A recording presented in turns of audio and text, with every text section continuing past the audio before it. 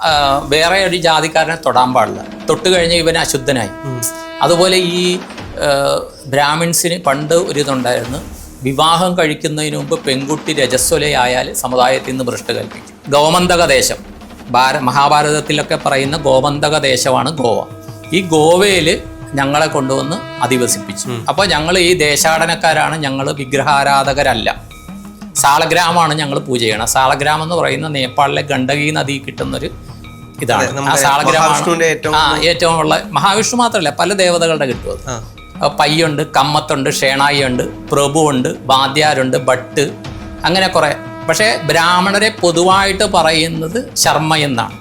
ഇപ്പം ഞാൻ സന്ധ്യാവന്ദനം ചെയ്ത് കഴിയുമ്പോൾ എൻ്റെ ഗോത്രം പറയുന്നത് ഭാർഗവച്ചവന, ഉർവ, ജാമദഗ്നി, ആപ്ലവന, പഞ്ചശ്രീ പഞ്ച, പഞ്ചപ്രവരാന്വിത, പച്ചഗോത്രോകം, ശ്രീനിവാസ ശർമാഹം എന്നാണ് ഞാൻ പറയുന്നത്. അവിടെ ശ്രീനിവാസ പയ്യ എന്നുള്ളത് യൂസ് ചെയ്യില്ല. അത് കഴിഞ്ഞ് ഗോവയിൽ വന്നപ്പോൾ ഗോവയുടെ ഭാഷയാണ് കൊങ്ങണി. ഗോവയിലുണ്ടായിരുന്ന ആ സമയത്തുണ്ടായിരുന്നത് കുടുംബി സമുദായമാണ്.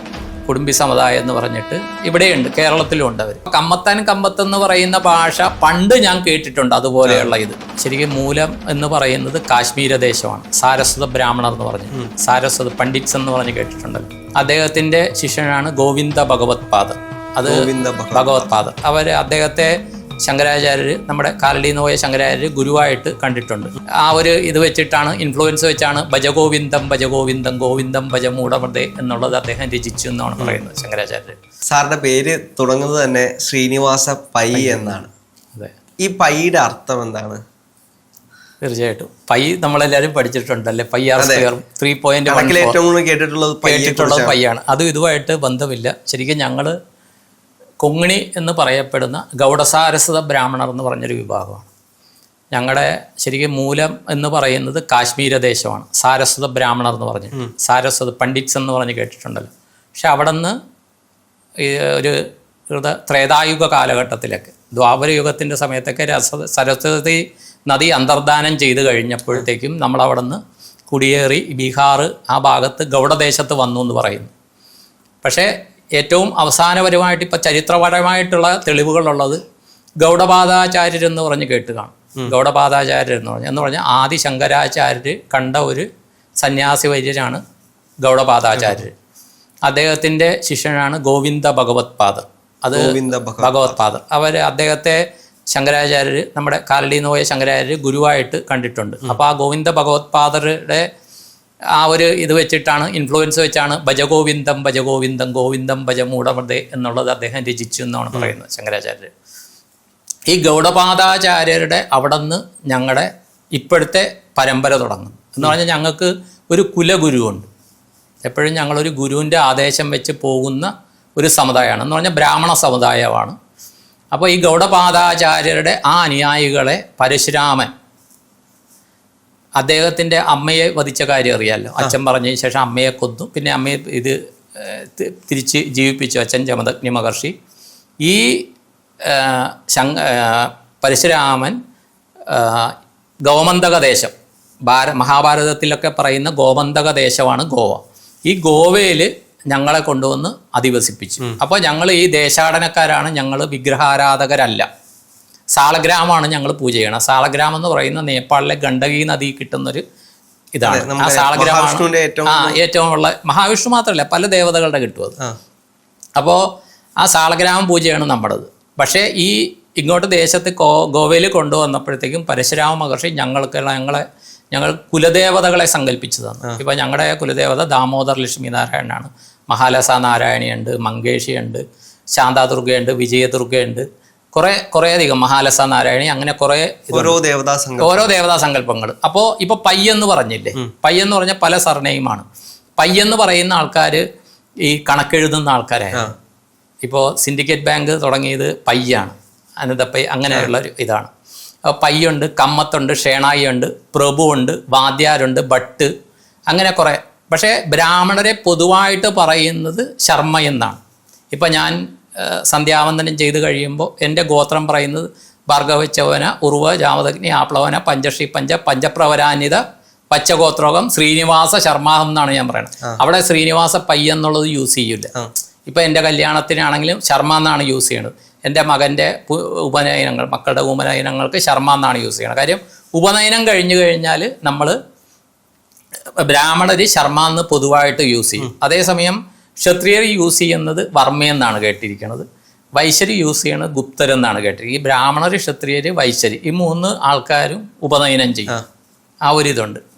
അപ്പോൾ ഇങ്ങനെ നമ്മൾ ഗോവയിൽ വന്ന് അപ്പോൾ ശരിക്ക് ഞങ്ങളുടെ പൂജകൾക്കെല്ലാം ഞങ്ങൾ ഉപയോഗിക്കുന്ന ഭാഷ സംസ്കൃതമാണ്. ശരിക്കും ഞങ്ങളുടെ എല്ലാ കാര്യങ്ങളിലും സംസ്കൃത ഭാഷയാണ്. ഈ കൊങ്ങിണി ഭാഷയോ? കൊങ്ങിണി ഭാഷ പറയാം. അത് കഴിഞ്ഞ് ഗോവയിൽ വന്നപ്പോൾ ഗോവയുടെ ഭാഷയാണ് കൊങ്ങിണി. ഗോവയിലുണ്ടായിരുന്ന ആ സമയത്തുണ്ടായിരുന്നത് കുടുംബി സമുദായമാണ്. കുടുംബി സമുദായം എന്ന് പറഞ്ഞിട്ട് ഇവിടെയുണ്ട്, കേരളത്തിലും ഉണ്ട് അവർ.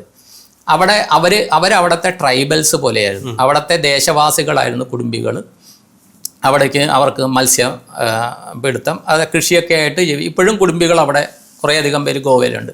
അപ്പോൾ അവരുടെ ഭാഷ നമ്മൾ എടുക്കുകയായിരുന്നു. അപ്പോൾ അതുകൂടാണ്ട് ഈ പരശുരാമ മഹർഷിയുടെ അമ്മയ്ക്ക് കൊങ്കണ എന്നുള്ളൊരു പേര് കൂടി ഉണ്ടായിരുന്നു എന്ന് പറയും, കൊങ്കണ. അതുകൊണ്ട് അവിടെ കൊങ്കണദേശം എന്നും പറയുന്നു. ആ പരശുരാമ മഹർഷിയുടെ അമ്മയോടുള്ള ആദരസൂചകമായിട്ട് കൊങ്കണദേശം.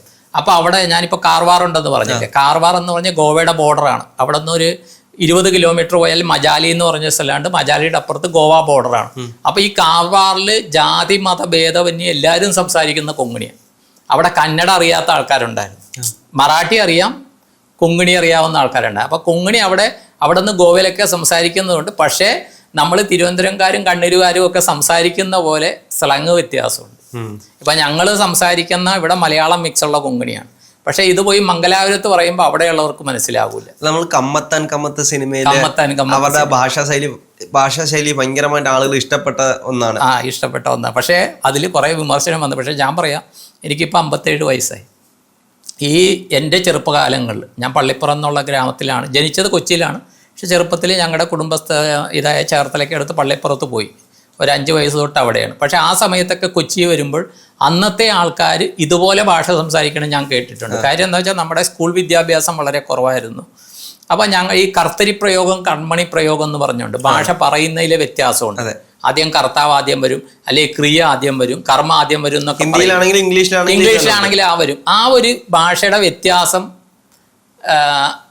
ഈ ഇതിൽ പറയുന്നതിലുണ്ട്. അപ്പോൾ കമ്പത്തെന്ന് പറയുന്ന ഭാഷ പണ്ട് ഞാൻ കേട്ടിട്ടുണ്ട് അതുപോലെയുള്ള ഇത്. അത് ഒന്നിരിക്കട്ടെ. പിന്നെ അവിടെ ഗോവയിൽ വന്ന് നമ്മൾ ഇത് ചെയ്തു. പക്ഷേ 1522 രേഖാമൂലം ഇവിടെ ഒരു ശിലാഫലകം എടുത്തതിൽ പറയുന്നു പോർച്ചുഗീസ് ആക്രമണം വന്നു. അതിനു മുമ്പ് തന്നെ 1200കളിൽ തന്നെ. അപ്പോൾ ഞങ്ങൾ ശൈവ സമ്പ്രദായക്കാരായിരുന്നു.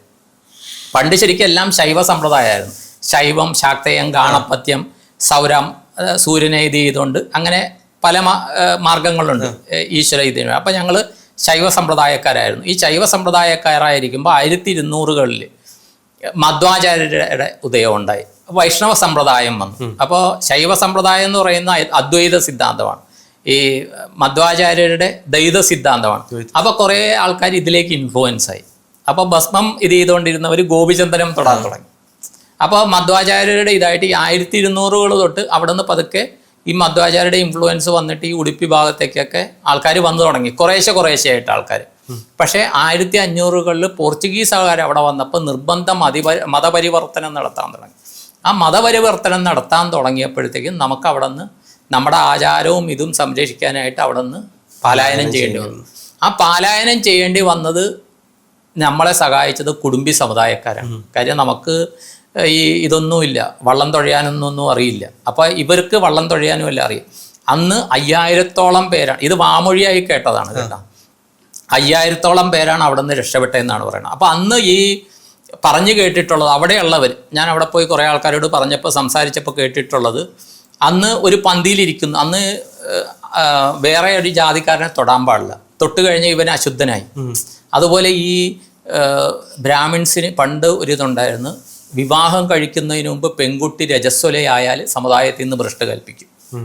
മനസ്സിലായി? വിവാഹം കഴിഞ്ഞിട്ട്, അപ്പോൾ വിവാഹം ആകുന്നതിന് മുമ്പ് തന്നെ, രജസ്വല ആകുന്നതിന് മുമ്പ് തന്നെ വിവാഹം കഴിച്ചിരുന്നു, ഒരു 100 വർഷങ്ങൾക്ക് മുമ്പ് വരെ.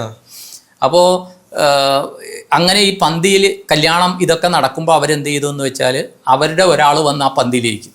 ഉടനെ സമുദായ പ്രമാണിമാർ അവരൊക്കെ ഭഷ്ട് ഇതിൽ നിന്ന് പോയതായിട്ട് തീരുമാനിക്കും. അതുപോലെ തന്നെ ഇറച്ചി ആ സാധനങ്ങൾ കൊണ്ടുവന്നിടുമ്പോൾ അശുദ്ധിയായിട്ടതായിട്ട് കൽപ്പിക്കും. അപ്പോൾ അതിൽ നിന്നൊക്കെ രക്ഷപ്പെടാനായിട്ട് നമ്മുടെ ബ്രാഹ്മണ്യം എന്ന് പറഞ്ഞു കഴിഞ്ഞാൽ ഏറ്റവും ശ്രേഷ്ഠമായിട്ട് കിട്ടുന്നതാണെന്നുള്ള വിശ്വസമ്പ്രദായം വെച്ച് ഈ കുടുംബികളുടെ സഹായത്തോടെ ഞങ്ങൾ വന്ന് ഈ മംഗലാപുരം തൊട്ട് ഇങ്ങോട്ട് താമസിക്കാൻ തുടങ്ങി. അതിൽ ഞങ്ങളുടെ ആദ്യത്തെ അമ്പലം എന്ന് പറയുന്ന മഞ്ചേശ്വരം. അത് കഴിഞ്ഞിട്ട് ഇങ്ങോട്ട് വന്നിട്ട് ഇങ്ങോട്ട് വന്നപ്പോൾ സാമൂതിരി രാജാവ് ഞങ്ങളെ സ്വീകരിച്ചില്ല. കാര്യം എന്താണെന്ന് വെച്ച് കഴിഞ്ഞാൽ ബ്രാഹ്മണർ കടൽ കടക്കാൻ പാടില്ല എന്നാണ്. തിരുവല്ല ഒരു ക്ഷേത്രമുണ്ട്, ശ്രീവല്ലഭ ക്ഷേത്രം. അവിടുത്തെ കേരളത്തിലെ വളരെ പ്രശസ്തനായ ഒരു പ്രൊഫസർ, പണ്ഡിതനായ ബ്രാഹ്മണൻ, അദ്ദേഹം വിദേശത്ത് പോയി എന്ന് പറഞ്ഞ് പൂജയ്ക്ക് അർഹനല്ല എന്ന് പറഞ്ഞ് 10-30 വർഷം മുമ്പ് ഒരു വിവാദമായതാണ്. ഇടയ്ക്ക് അതിൻ്റെ സപ്ലിമെൻ്റ് ഒക്കെ ഇറങ്ങിയതാണ്. അദ്ദേഹം ഇപ്പോൾ ജീവിച്ചിരിപ്പില്ല. അപ്പം അങ്ങനെയുണ്ട്, ബ്രാഹ്മണർ കടൽ കടന്ന് പോകാൻ പാടില്ല എന്ന് ഉള്ളൊരു വിശ്വാസമുണ്ട്. കടൽ കടന്നാൽ അവർ ബ്രാഹ്മണ്യം പോയെന്നുള്ളതാണ്. കാര്യം എന്ന് വെച്ചാൽ ഈ കടൽ കടക്കുമ്പോൾ പണ്ട് മത്സ്യം ഉപയോഗിക്കേണ്ടി വരും. ആ ഒരു കൺസെപ്റ്റ് വെച്ചായിരിക്കാം അങ്ങനെ വന്നത്. അപ്പോൾ സാമൂതിരി നമുക്ക് അഭയം തന്നില്ല. പിന്നെ ഇങ്ങോട്ട് വന്ന് കൊടുങ്ങല്ലൂർ, പിന്നെ ഈ കൊടുങ്ങല്ലൂർ ഞങ്ങൾക്ക് അമ്പലമുണ്ട്, മാളയിലുണ്ട്. മനസ്സിലായി? മാളയൊക്കെ അന്ന് ഇപ്പോൾ പട്ടണം എന്ന് പറയുന്ന സ്ഥലത്ത് മറ്റേ ഇത് പുരാവസ്തു ഖനനമൊക്കെ നടക്കുന്നുണ്ടല്ലോ, പട്ടണം എന്നൊക്കെ പറഞ്ഞ്. അപ്പോൾ അവിടെയൊക്കെ പണ്ട് 1500-കളിലൊക്കെ ജൂത ഇതൊക്കെ ഉണ്ടായിരുന്ന സ്ഥലമാണ്. അപ്പോൾ അവിടെ ഞങ്ങൾക്ക് ക്ഷേത്രമുണ്ട്. പിന്നെ അവിടെ നിന്ന് വന്നു കഴിഞ്ഞാൽ അണ്ടിക്കടവ് എന്ന് പറയുന്ന സ്ഥലത്ത്, കൊച്ചിക്കടുത്ത്. അത് കഴിഞ്ഞാണ് കൊച്ചി അമ്പലം വരുന്നത്. ഈ ഇതുള്ള ആലപ്പുഴ, കൊല്ലം, കോട്ടയം എന്താണെന്ന് വെച്ച് കഴിഞ്ഞാൽ അന്ന് ഈ ബോട്ട് മാർഗം കോട്ടയത്ത് ചന്തയൊക്കെ ഉണ്ടല്ലോ. അപ്പോൾ കോട്ടയത്ത് ഞങ്ങൾക്ക് താഴത്തങ്ങാടിയിൽ മീനച്ചിലാറിൻ്റെ അവിടെ നിന്നൊരു 300 മീറ്റർ അപ്പുറത്ത് ഒരു അമ്പലമുണ്ട്. അപ്പോൾ ഈ വള്ളങ്ങൾ എവിടെയൊക്കെ അടുപ്പിക്കാൻ പറ്റുമോ അവിടെയൊക്കെ ഞങ്ങളുടെ ക്ഷേത്രങ്ങൾ വന്നു.